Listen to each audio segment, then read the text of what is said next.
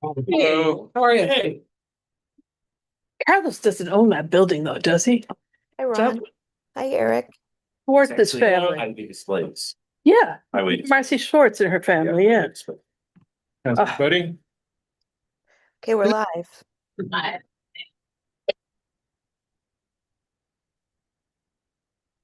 We start recording? Yes, we're good. Wait, I gotta comb my hair.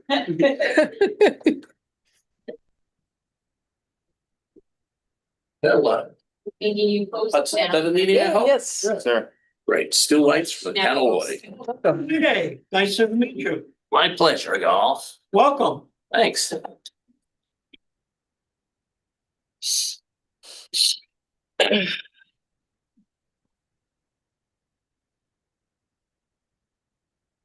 You're live, Gary. We're ready? Yeah. I was just waiting for a bunch of stuff. All right, welcome everybody. Here we are, March.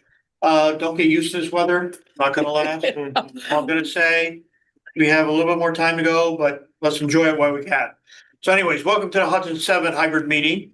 Thank you for joining us this evening. Today is March 11th. My name is Gary Bassett, the mayor of Village of Rhinebeck and also chair of the Hudson 7.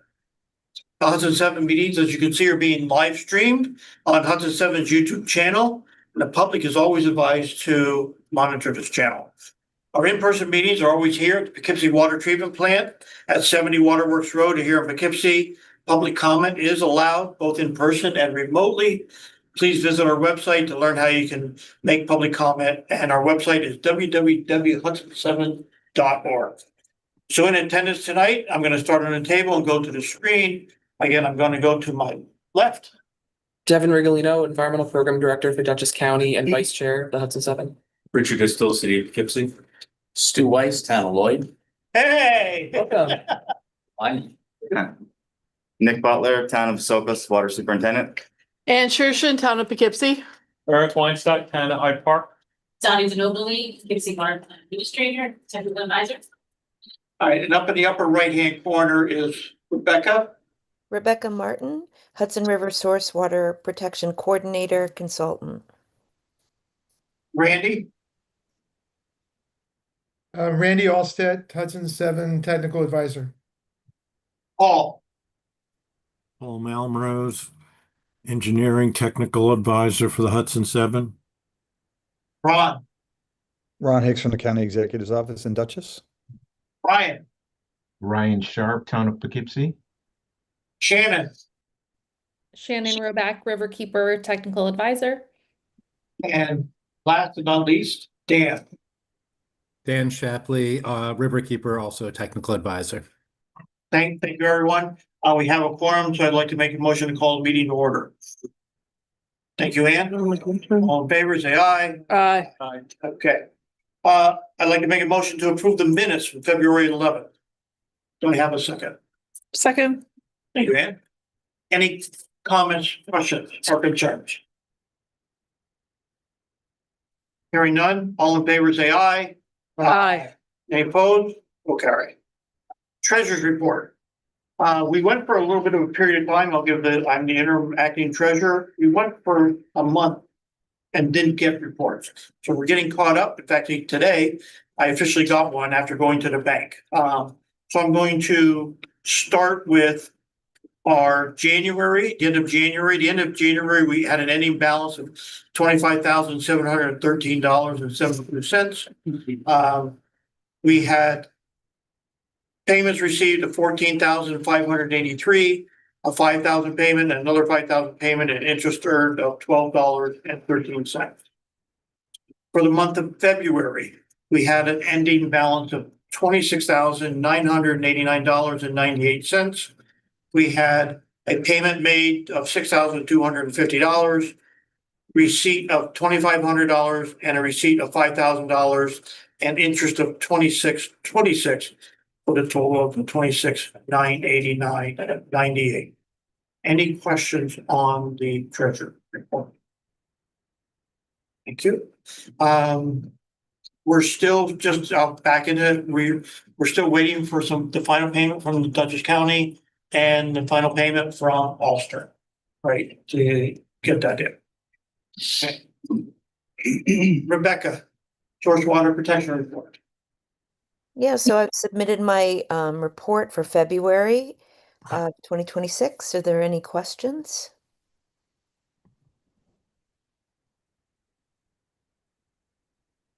Well, thank you all. Thank you, Rebecca.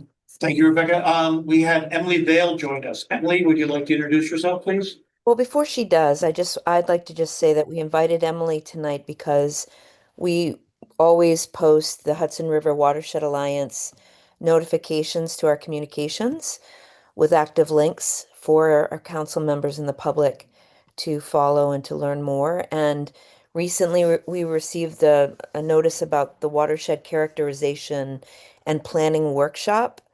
And so we asked Emily to come just to speak very briefly about it in the case there are questions regarding strategic planning for the council in the future. Emily, thank you.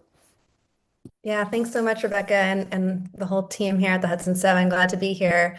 Yeah, so we have two upcoming programs. I'm the executive director of the Hudson River Watershed Alliance. And so the Alliance has two programs coming up for watershed groups. The first is the Watershed Characterization and Planning Workshop. That will be on Tuesday. Yeah, thank you. That's so helpful. I was going to put the note in the chat here. Here's the link. Tuesday, March 24th. At the Heartwood at Vassar College from 9:30 to 2 p.m. with lunch provided. And so the idea of this workshop is to share frameworks, case studies, opportunities for really good watershed scale planning, which starts with a really clear understanding of current watershed conditions with that watershed characterization, and then moves on to identifying prioritized strategies that then can shift into implementation. So in the morning, we'll have a series of presentations. The morning will also be available to join via Zoom if anyone is interested in joining remotely.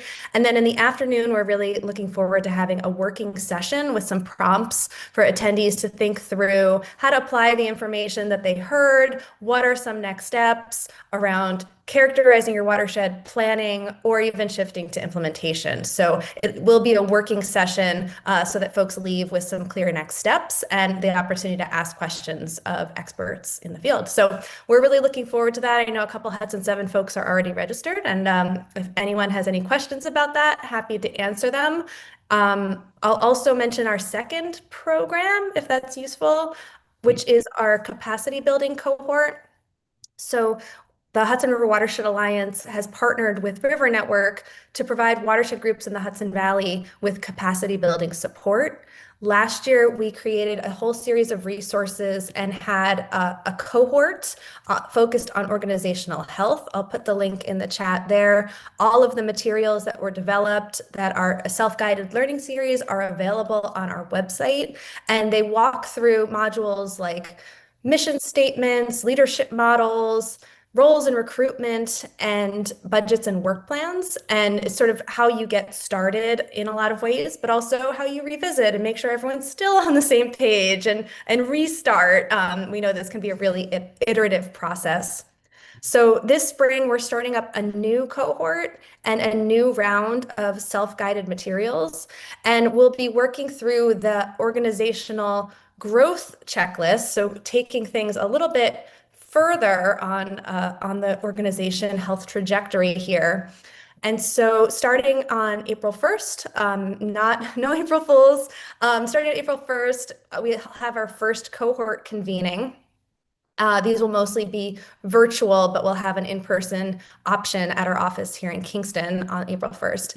And the new cohort and the new self-guided learning series will walk through information on communication and marketing, understanding risk, leadership transitions, internal evaluation and knowing how things are going internal to your organization, and then also understanding community interests and needs and ways to do that. So the way this works is that if you are interested, you can email me and we'll add you to the list, and you'll get an email just about once a month. We're pacing them a little bit more frequently than once a month. You'll get an email with this month's roundup of materials. So you'll get videos that are about 10 to 15 minutes long, so not a long video that dives deep into a particular topic. you'll get some homework. We've got worksheets, we've got prompts. So you'll do some work on that particular topic, and then you'll come to a Zoom session that's a cohort of watershed groups from all over the region to connect, talk, share notes, let us know what else you need. And then you'll also have the opportunity to get office hours support and answer more specific questions with Hannah Maiko, our contact at River Network, who does this kind of work with groups all over the country and is a real wealth of knowledge. So anyone who's interested, who's involved with the watershed group can join. It's often helpful to have a couple of people on a team, or maybe somebody alternates who can come to these live Zoom sessions. If no more than maybe 5 people per watershed group if you're all really eager to join the cohort. But like I said, it's often very helpful to have a team that's working on these issues so you can bring the worksheets back, you can use them to get some conversation started, and then figure out what next steps will be most supportive to your work. Great, thank you. Thank you. And from our, Andy, you've joined us? Yes, I have. Hi, everybody. Hey, Andy, thank you. Andy, Ulster County. Emily, thank you so much. Okay, communications, Rebecca. So I'll continue. And I will send around Emily's contact info or this registration link to others. Thanks. So the Hudson 7 did a blog post that highlighted Dan's document last month on water users and the increase of water users since we did it last to 107 to nearly 108,000 people. And so that's all documented up on our website. It's called From Homes to Hospitals. Hudson River Drinking Water now serves more than 107,800 people. We resubmitted a letter to Maurice O'Connell at CSX Transportation and included the Assembly member William Magnarelli. And we were successful at securing a meeting with CSX that will happen later on this month. And there are links to those letters, to the letter to Maurice and Assembly member Magnarelli's response. This month, we provided a letter of support to the town of Esopus for their application for federal infrastructure funding. Watershed Group Capacity Building Self-Guided Learning. Emily just shared that with us. Sorry, that was later in the list. Should have pulled that up.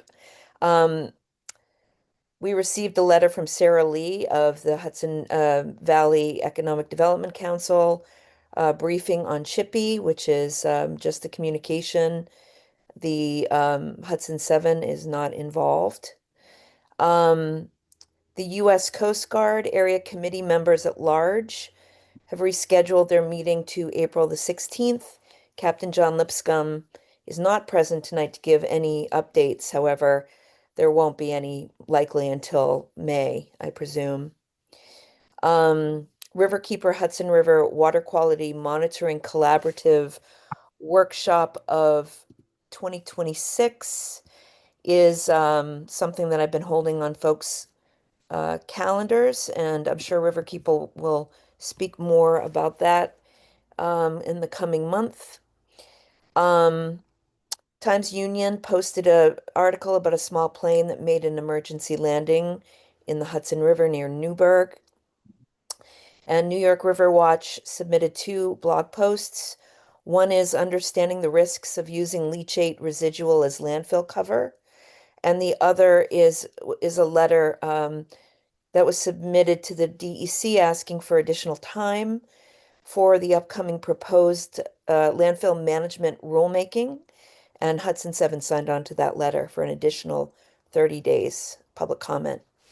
And that's all we have for communications this month. Keep going. The upcoming events is just gonna have a repeat. Upcoming meetings and events. We just left the Riverkeeper Sweep event on May the 2nd. And there's a link there to for volunteers to register. We don't have public comment tonight, but we were meant to. Unfortunately, there was a little bit of a confusion there, but the resident will come in April to speak to Indian Point and tritium releases in April. There are no presentations this month, although Paul is going to talk about a recent webinar on microplastics that the AWWA presented recently. So we'll wait until that segment comes up later in the meeting. Thank you. All right, I'm gonna move on to actions and old business. Just to update everybody. Hey, Roscoe. Roscoe just joined us. Sorry. That's all right. Glad you could make it. here. So we circulated the MOA. It's been out to every municipality. Just want- I'm all right. Okay. It's not like church. I just want to remind everybody that, as payments are coming in, so is the MOA, required town of Lloyd. We're still waiting for your MOA. Have you seen it? So, No. all right. So we need to resend that to you then. Did you get Pine Pops? Yes, we do. Yes. So we'll resend the MOA. Rebecca, could you do that? Yeah, we did on February 26th. Supervisor Weiss, would it be better if I pulled in your clerk to help track that down for you? Yeah, if you send it to Sharon, she'll just secretary at townoflloyd.gov. She'll. Okay, will do. I'll do that tomorrow. Thank you. We'll get that to you. All right, thank And I know Dutchess County is working on the MOA, going through the process and going through the legislature. I know Ulster County is also going through the process through their legislation. So we expect to see that in probably the end of the month, Andy, maybe? On Ulster? Yes, that's correct. The resolution is passed through committee and to rejoin the agreement. And expected next week to kind of move through the legislative body as a whole. And after that point, we just have to press a few buttons in the system to get the dues payment cut. Perfect. Thank you. Devin, you want to say anything about Ulster County? About Dutchess? Yeah, so we're actually in a little bit of a different scenario. I do want to give a little reminder. So when we signed our initial MOA that allocated the initial funding amounts, we had language built into the agreement that basically said that we were all able to prorate the first payment because we didn't sign it until midway through 2023. So what Dutchess did was we took the prorated amount that we never issued in 2023 and we used that to fund our first payment through 2026. So we're basically we're paid up through the end of June, completing our initial $75,000 commitment. And so as we approach that, that end point of what we consider the first MOA, we will sign on to the second MOA and we'll be able to continue to fund beyond that. Okay, thank you. And the last is the town of Rhinebeck. We're still waiting on their MOA and the annual fees. Okay. I'm going to turn this now over to Devin for the completion of what we started last month, which was for the source water protection coordinator consultant. Yeah, thanks, Gary.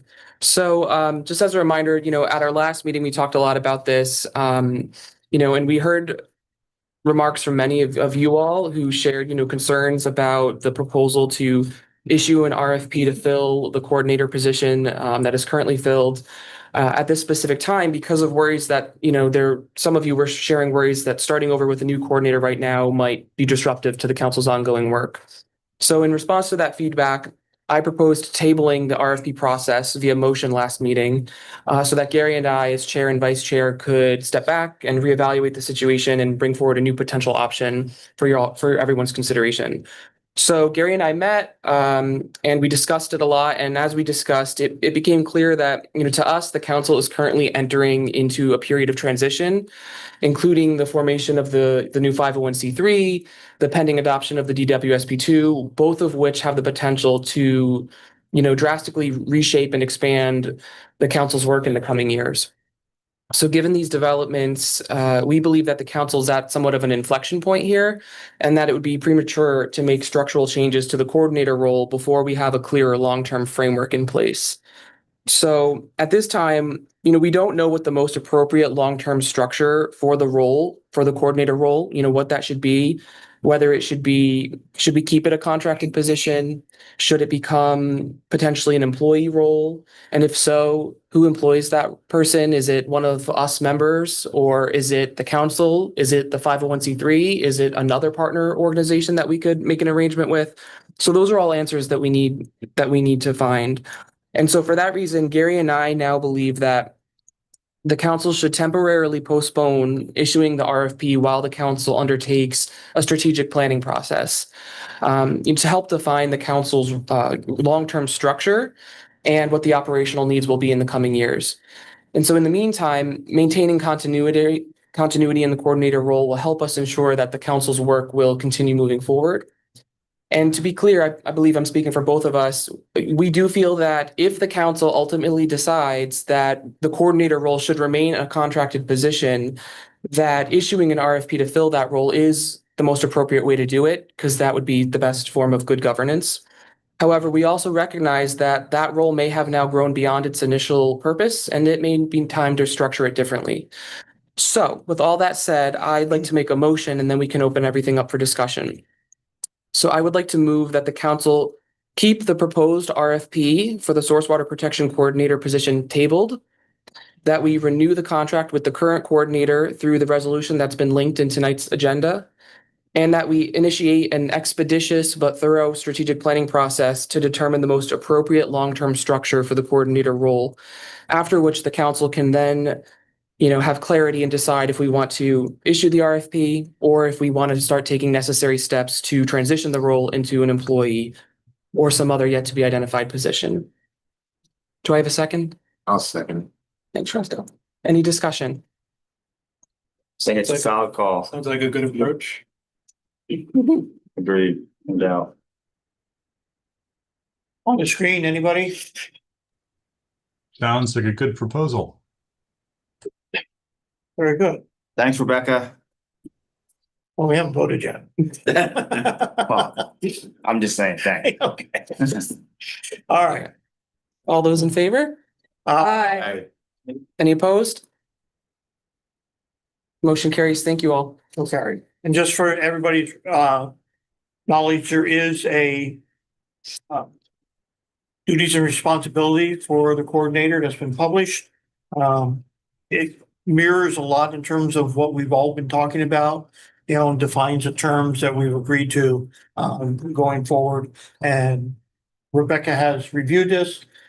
We've met with Rebecca, and I believe Rebecca intends to sign this agreement that we have for the Hudson River Source Water Protection Coordinator position. And we will coordinate that with Rebecca.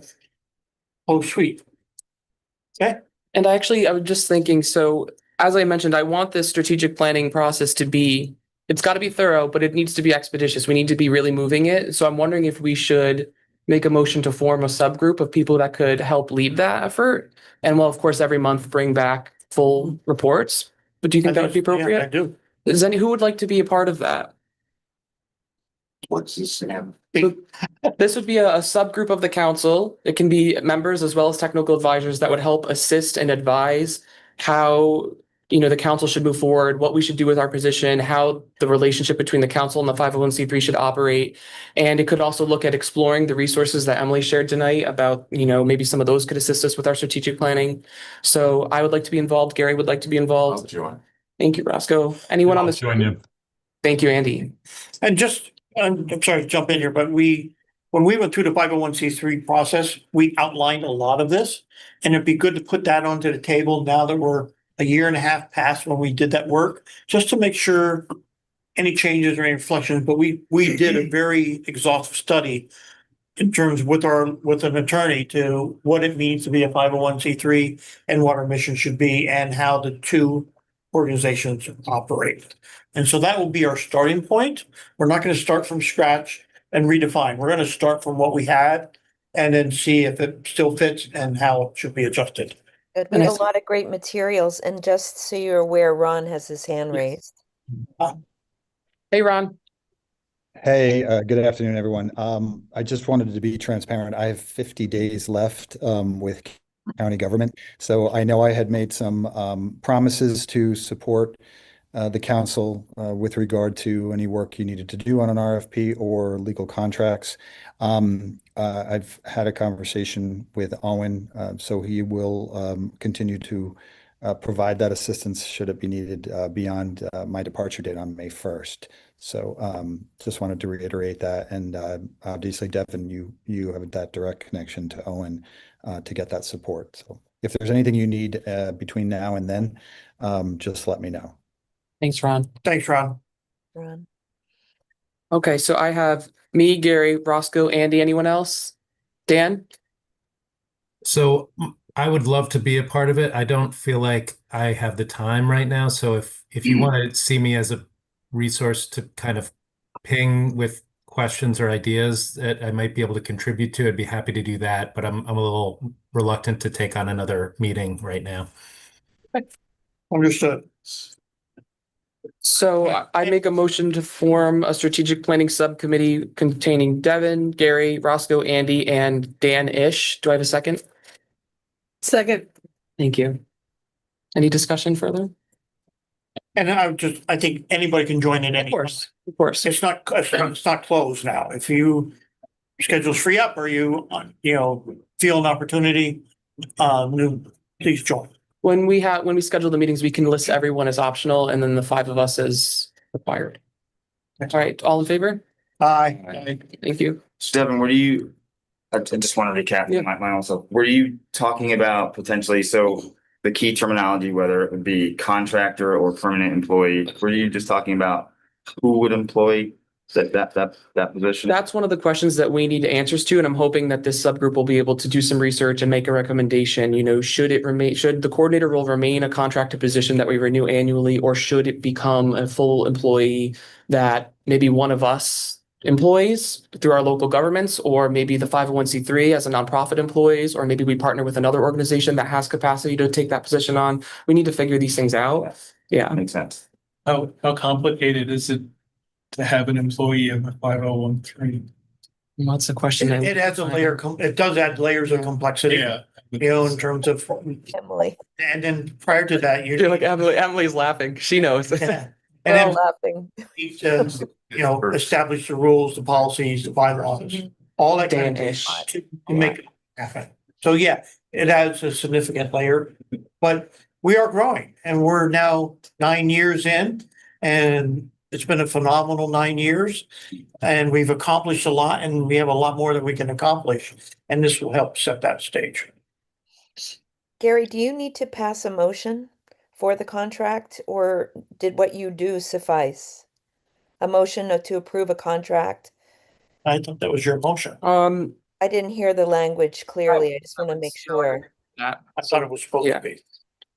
So can we make a motion to enter into contract with Rebecca Martin Consulting?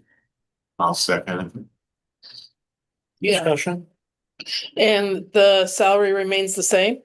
Okay. To be paid out equally over a 12-month period, Yep. it's $6,250 a month. Yep. Okay. It is not an hourly position. No. Right. No. I can read into the record the language if you'd like, but if you don't need the exact language and you're okay with that motion, that's up to you. All in favor? All in favor, say aye. Aye. Opposed? So carried. Thank you. Thanks, everybody. Very good. All right. This keeps me excited. Thank you. Hudson River Source Water Protection Grant Monitoring, Shannon. Hello. Yes. Hi, sorry.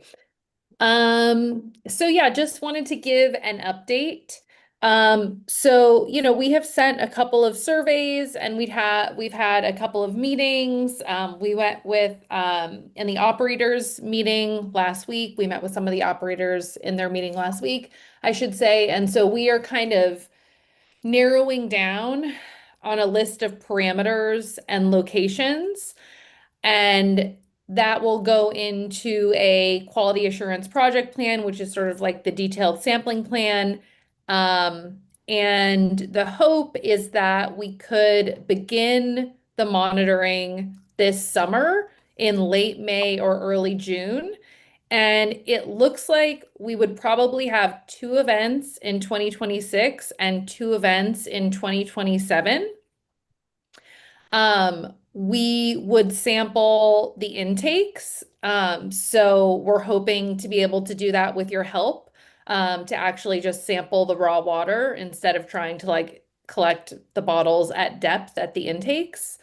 And then we have, and I should pull this up so that I can remember the exact tributaries, but we have 5 tributary mouths that we will also sample. And the goal is to sort of understand for those tributaries that are sort of most directly impacting the source water area, whether any of them are disproportionately contributing sort of the contaminants of interest for this work. And I pulled them up for you, Shannon. It's Rondout Creek, Landsman Kill, Crum Elbow Creek, Indian Kill, and the Fall Kill. mhm. Thanks, Rebecca. Yep. Mhm. Yep. Sorry. Nope, I was just gonna say that it was great to meet with Shannon and the Water Treatment Plant Committee last week. And just so the council is aware, Riverkeeper has written in $1,900 for the Hudson 7 to assist in the monitoring plan when it's as what Shannon is describing and is what is currently being discussed, and that the deliverables for us will be, and Shannon, correct me if I took this note from our discussion, determining the next steps for improving source protection of the Hudson 7 drinking water, which is broad, but that that the role of coordinator will include some deliverables for Riverkeeper, which are totally manageable, and it's a great project. And so I just wanted to update you on those details. Yeah, and I'll share one other thing in terms of the parameters. I can try and share my screen. We are focused on, the sort of contaminants that are, most likely to pose a problem for the Hudson 7 systems. So, because of the harmful algal bloom last year, we have a number of kind of analytes that are associated with harmful algal blooms, including microcystin. So, we got a lot of microcystin data during the bloom, but we'll be sampling earlier in the year. And I think we have questions around whether there are background levels of microcystin when we're not seeing a bloom. And we also, may do this sampling event during a bloom. There might be a bloom in 2026, there may not, there may be one in 2027. So, including the microcystin will give us a chance to maybe understand the background levels if there are any, and then also to understand, maybe we will capture some, cyanobacteria blooming, even if it isn't as widespread as it was this year. We also have, nutrients included.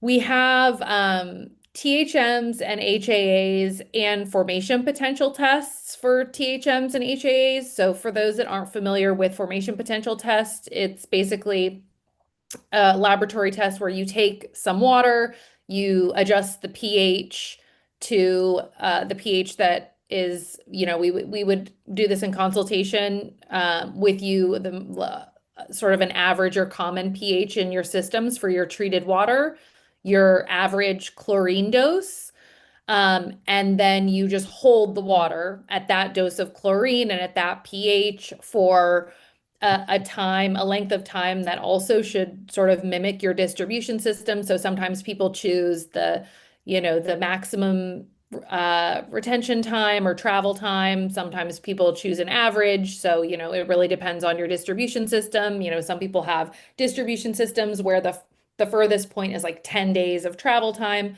So we can decide what we think would be an appropriate length of time, but basically you set the pH, the chlorine, and the hold time to mimic conditions.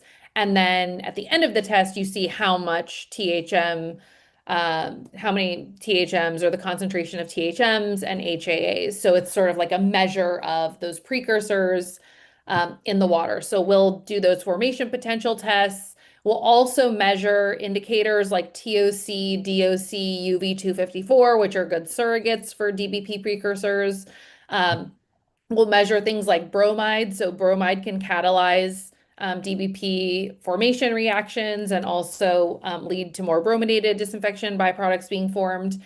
And the reason that we're focusing a lot on DBPs is because those are contaminants where we're seeing in some of the plants, you're getting, close to MCLs on occasion. Things like PFAS, we were not seeing a lot of hits, although, Dottie mentioned occasionally they'll see something. So we don't have PFAS included here. So we're trying to include sort of parameters that are associated with the water quality problems or sort of the water quality, potential issues that you may face. And then also some of these surrogate compounds or things that are just cheaper and easier to measure than doing DBP formation potential tests to try to understand how those are related. So you might be able to, sort of estimate water quality or, use them as indicators once we have the data on the actual water quality parameters. We're also going to measure things like pharmaceuticals and personal care products, including maybe caffeine or sucralose, which are good wastewater tracers to give us a sense for the wastewater impact, any contribution from upstream wastewater plants. So yeah, measuring lots of things. Sorry, probably went a little bit too long. No, Got it's excited talking about all the parameters. Can I make a comment? Yes, please. Hey, Lisa, on the water coming out of the Fall Hill, that could be checking for PFAS, because there's a UC Superfund site on the Fall Hill. Great. Okay, that's good to note. I really would like to be able to collect some PFAS samples, also because Dottie said that they were occasionally getting hits. So that's good to know. Thank you, Paul. Yeah. Thank you. And just to say, and Paul, I see you, we're having these deeper conversations about this in the water treatment plant committee meetings. And we have another one organized in April on the 13th. And I think all the folks, Eric, if you want to come, you're welcome to come. And I'll just add you to the calendar invitation, just so everybody's aware. We don't have to deep dive this now. Go ahead, Paul. I just wanted to know, Shannon, are you doing any sampling of the Hudson River upstream of all these tributaries you're looking at? Because the water coming up from the Mohawk and the Hudson River upstream of Troy probably contributes a lot of contaminants and contributes most of the flow that we're seeing in the Hudson River. That's a really good point. We were focusing on the tributary mouths, but it would be good to have like a baseline sample as well. I'm glad that you are recommending that. So yeah, let me see what I can do. It's a great idea. That was a question in the document too, what we're doing upstream of the tribs. So we should talk about that some more. Thanks, Paul. Thanks, Shannon. Very good, thank you. Okay, moving on. Next topic, Central Hudson, the gas plant. Just to refresh everybody's mind, last summer we had significant events with coal tar sheets on the river that were floating near the Poughkeepsie Water Treatment Plant. And, Central Hudson keeps saying that they've taken care of that because they have sensors in your plant, Dottie, that will detect it. But the issue is it's detecting it when it's in the plant, right? There's no way to do it before. So we've been after Hudson 7 after the DEC and Central Hudson to come up with a remediation plan to what we can do to control that. Our goal, we started this last year to bring that up to speed. We wanted to have a plan by January. January passed, we couldn't get them together. We got them together in February. So I was able to pull a meeting together, and John Lissman couldn't join us at that time, but it was follow-up to a very quick meeting that John was on with February 20th, and then a very quick meeting on after that. And I had the DEC write a summary report for us. I think I sent it to Rebecca. If I did, I will, and we'll get that in the news. But just to wrap that up, when we met with the DEC, and Central Hudson was also included into this call, they still stand on the state that there's no way to capture the sheen out into the river. The river is too volatile, there's too much action, there's too much wave, there's too much current, and there's not a method to be able to go out and squeegee it up, to use a simple term. Doom smoke capture? No, because of the wave motion and the boats and everything, they say that that's ineffective. But having said that, they're still engaging with the rapid response team to try to figure that out, as well as, the New York, New Jersey area committees that are worked on pollution prevention and spill response. So there's still a collective, there's still Central Hudson involved to do the sampling that they did and analysis they did that. Central Hudson said, we're looking at a possible system, a bubbler it was called. I don't have the details on the bubbler yet, but they did submit the report to the DEC on February 27th. DEC is analyzing that report. As soon as I can get output from them, I'm going to schedule another meeting for us to go out and do it, because I'm not convinced that we're not going to have this problem again this year. Yeah, so I was just about to say the same thing. Daddy, was there a spotter on the walkway at this last coal tar sheen event? Did the spotter catch it, or was it? Yeah, they were out there sampling, they had someone out there and they had the booms up. The issue Right. became when all the work was done. Right. Everything was taken down, no more spotter because the work was all wrapped up. There was still some stuff emanating from it. Oh, that's right. So it was the drone. It was your drone that caught that, right?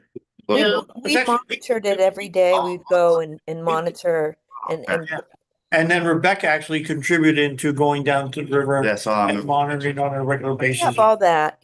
We have a timeline. If you're interested, Nick, you can see. No, I remember it. I remember it well. I just sure if they had anybody.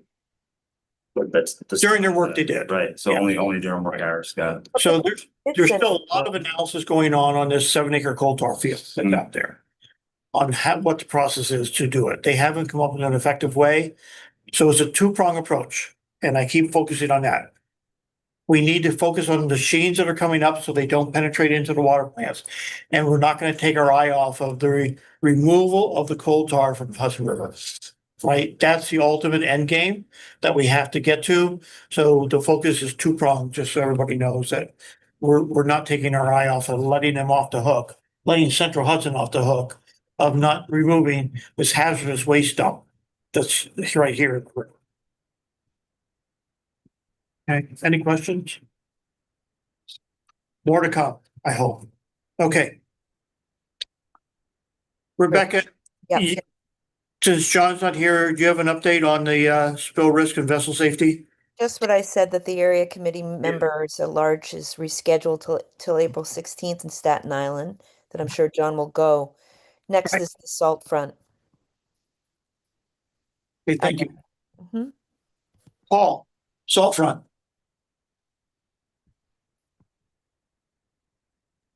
As everybody remembers last meeting, DEC has asked us to form a review committee to review the scenarios that are going to be used for the salt front model. And what I tried to do in this, and the names are there in your agenda, was try to get a good round, a lot of good experts in a lot of different fields. So I'm going to be on the committee, and I know water treatment design and the whole history of the salt front. I'm asking people from the Hudson River and Black River Regulating District, which discharge water into the Hudson River. In fact, they discharge quite a bit of water just to try to keep the salt front from reaching us, but still they could not do that. And they know a lot about the Hudson River, so I wanted them. I also wanted somebody in plant operations, and obviously Dottie or Randy would be the perfect people to do this since they have the most experience in what's happening. I also talked to Robert Gant from Rutgers University, who Randy has worked with and has done some work with Randy on the Hudson River.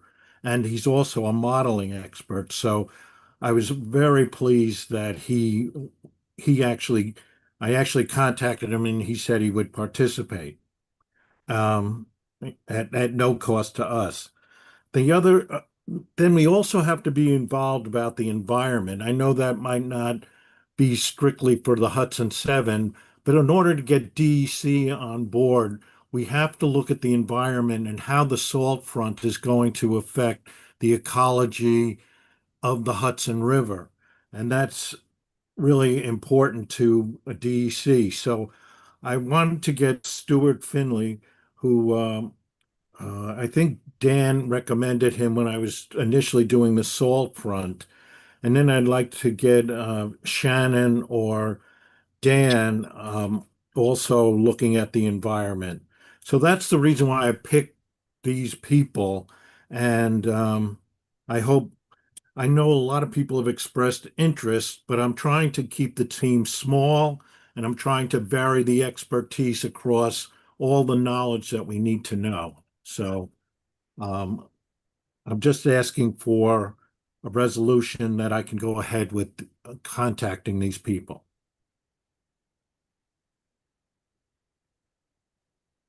I don't know if we need a resolution, but I think that's a great plan. Is there any other discussion about it? I mean, So Gary, there was a motion last month for the council to establish a committee for this, and Paul went back to work with Dan to identify who are the best fit for this committee and for the work that needs to be done. So you've already made a motion last month for a committee. Paul is coming back with a request for specific folks. So that's the trajectory here for you to decide. yeah, but the answer is these folks have to decide. Right. Right. He's So- asking the council for the last month, the motion had to do with populating the committee with Hudson Seven members. Right. And what Paul is coming back to say is, and the list is in the agenda, these are these are the people as the technical advisor for the salt front work. These are the people Paul would like to outreach to confirm to be a part of the committee for the spring. I'm gonna say, I guess I'm a little bit confused. I think we need these people to say yes or no. Yeah, And but then- he, right, he can deal with that. He's asking the council based on the decision you made last month. He's making recommendations of who he thinks needs to be on this So I'd like committee. to make a motion to authorize Paul to ask these individuals as listed in the agenda to participate on this committee. Thank you. Second. Good. Any discussion? All in favor, say aye. Aye. Thank you, Paul. Okay. Anything else, Paul? Nope, that's it. You, Thank Eric. you. Eric, you're up. Is this for the? Yeah, this is for the fire training center. Yeah, I communicated again with the case manager from the DEC and they're still reviewing the draft report from their contractor. So, okay, give us another month.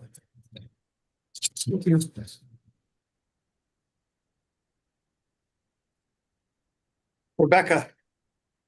Leachate. Yep, just that there was a 90-day public comment period sign-on letter that the Hudson Seven signed on to, along with 20 other organizations that went out yesterday. And the CSX bridge repair, as a result of our letter, we've been in contact, as Rebecca mentioned earlier. We have a meeting planned for March 26th with everybody here on this list, myself, Devin, John Liscombe, Dan Shapley, and Rebecca, to meet with CSX to go over a plan to inspection of the bridges. Okay. Other than that, no visits. I don't see anybody for DDOSP2. Do you have anything, Rebecca, from them? I do. So Mike apologized for not being able to attend. As of right now, we still don't have an update from the state. Um, but it's a priority to the DEC, so I think it's just a complicated, it's a new kind of plan for them, and I think it's taking a little bit longer, and that we hopefully will have more information soon. Mike apologized for previous deadline expectations, but this is the trajectory that we're on currently. Tomorrow, we're meeting with Gary at 2:30 with Mike Forging, Paige Bogart, and I'm sorry, Anna Bukaris, who is a source water expert. I don't remember her title, but she will be assigned to us to do the DWSP work, DWSP2 work. So we'll meet her tomorrow and have a conversation about what to expect. So that should be good. Thank you, Rebecca. Mhm. How about our water treatment plant committee? Right. So I asked Nick and Dottie if it was okay if I could just walk through our recent meeting with their blessing. We had a great meeting on the 3rd of March. Nick Shannon was there, Randy, Dottie, Mike, Donna from Poughkeepsie, and Dan. We covered a lot of ground. We talked about the source water protection monitoring grant that Riverkeeper is doing and that Shannon previewed. We talked about updating our shared services document, which is really great and robust. We discussed some about the upcoming 3rd annual Hudson 7 Water Operators Appreciation Week that will happen in May, and to think through a focus. We had a great conversation about young people coming forward and into this work, HABs, all sorts of things. So the operators are discussing that. We talked about tours, we talked about swag. We talked about educational opportunities this year and what sort of topics we might want to focus on, and that it's possible that it could be that it could occur in the fall. So more on that. And we set a new date to come back around to flesh out and work on the plan for the water operators to bring back to the council on April the 13th. It was a great meeting. Got a lot done. Nick and Dottie, do you have anything else to add? No. Covered it all. Very good. Good to have. Okay, new business. I think we've time to appoint chair, vice chair, and secretary again for our intermunicipal council. Rebecca, can you make one change for Hyde Park, the voting member? Can you change it from myself to Liz Pasquito? Do you want to just, yeah, sure, we can, absolutely. And yep, I heard today. And I heard, and also that you're going to remain as a Yeah. technical advisor. Okay, yeah, you're not leaving, right? No, we're just changing who the voting. Okay, Thanks, Eric. thank you. And you're okay with that? It's Gary, could I make just a quick update on the Lower Esopus Advisory Council that we've been working to kind of cultivate here in Ulster County? The group has completed the drafting of its articles of collaboration with the intent of them being in place for 12 months as a trial period, and then revisiting them in about a year to make sure that the governance structure works for this community collaboration. We'll be voting on those at the April meeting of the council. Thanks, Andy. Thank you, Andy. Okay. Back to our new business. I guess it's time to appoint. Anybody want to be chair?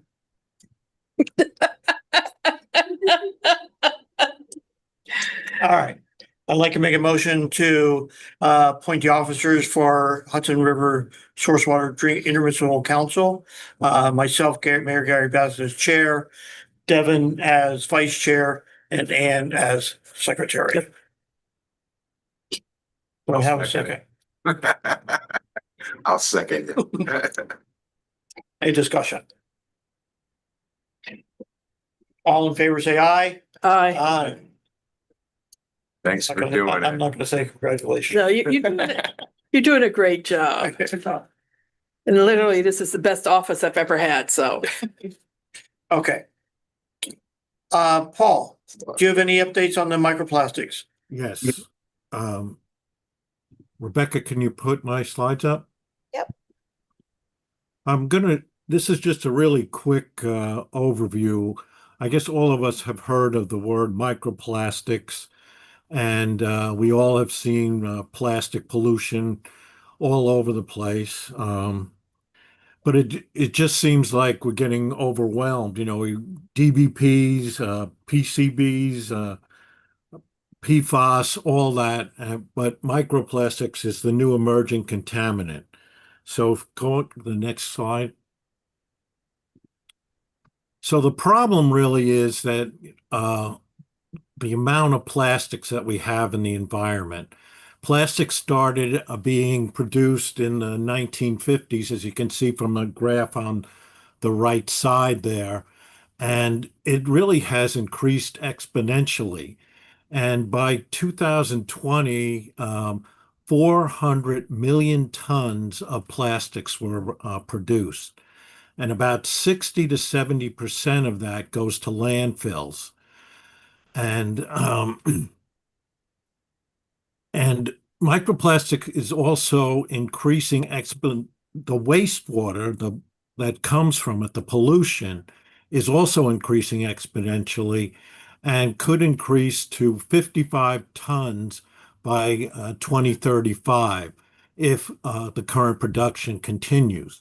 Hopefully, recycling and other methods will reduce that amount. Next slide. So what are microplastics? They cover a lot of different types of materials and particle sizes and shapes and chemical characteristics. The particles are usually greater than 1 micrometer and up to 5 millimeters. And if you look at the thing on the right, you can see like a straw is 5 millimeters. A human hair is 60 to 120 micrometers. A blood cell is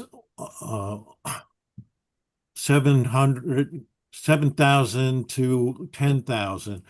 And just a strand of DNA is 2.5. So one is very, very small. So there are more than 16,000 chemicals that are found in plastics, and microplastics are carriers of these toxic chemicals.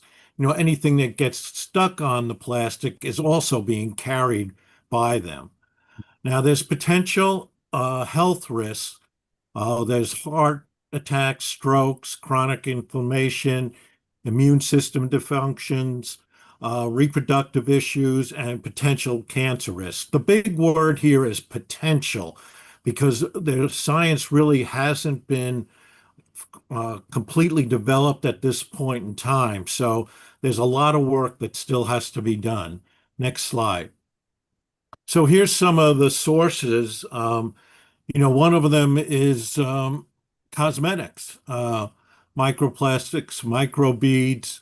Then there's plastic film, like your shopping bags. There's rubber in your tires. I was very surprised that from your tires, just riding on the road, you can be discharging or releasing microplastics and really small ones. And then they get washed into our streams and eventually get into our water supply. There's nurdles, which are round little beads. There's nylon threads, so sometimes it can be long and thin. There's polystyrene, and then there's polypropylene. So there's a lot of different types of plastics that we're looking at. Next.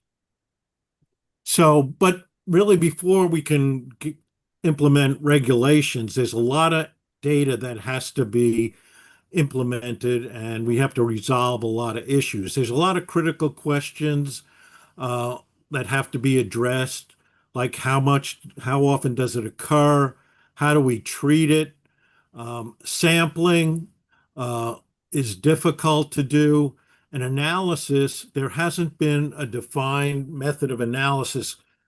California is looking at two different methods, and a lot of times the data can get screwed up because people are analyzing it in different ways. So we don't really know what the extent of the pollution is.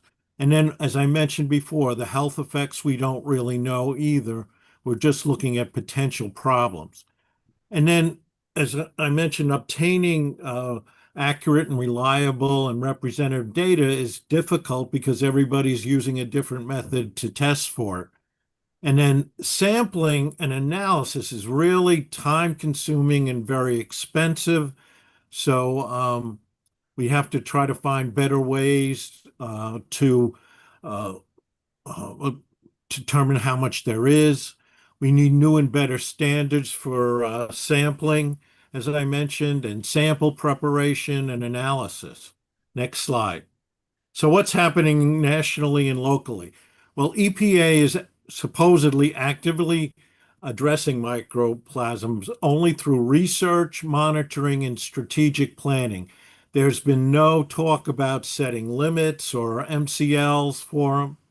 Now, 7 states have agreed to sample drinking water to see if the microplastics are present. New York State is not one of those 7 states. It seems to me that California, New Jersey, and Michigan are probably the ones that are taking a really proactive approach. Now, New York State DOH has established no limits or no MCLs for it as of this time. What the DEC, however, is basically trying to do source reduction laws, like outlawing not recyclable plastic bags, taking away telling hotels not to use those little plastic samples that you use. So as I mentioned before, the main problem is all this production. So DC is taking a good approach in trying to reduce it. Next slide. So big question that probably everybody's going to ask is, does conventional water treatment plants remove microplastics? And the answer is yes. Approximately 95% of large microplastics are removed in basically the filtration process, which we determined to be very effective. But the small microplastics may be even more harmful, and we're not sure how well the filtration systems work with that. So my bottom line is you got to stay tuned, be aware of it, know what microplastics are, and just keep pushing for effective research, which is still needed. So that's it. Any questions? Paul, when you say small microplastics, do you mean nanoplastics? Or is Yes. there, okay. Very good. Thank you, Paul. Okay, last is Devin and I and Rebecca have started looking at our bylaws just to see if there's any amendments or adjustments that need to be made going forward. There's going to be some minor tweaks, but we'll bring that forward to you next month for your review and then future voting on. Okay? So no other updates to that. Having said that, I'd like to make a motion to adjourn at 6:05. Second. Thanks, Leanne. All in favor, say aye. Aye. Thank you, everyone.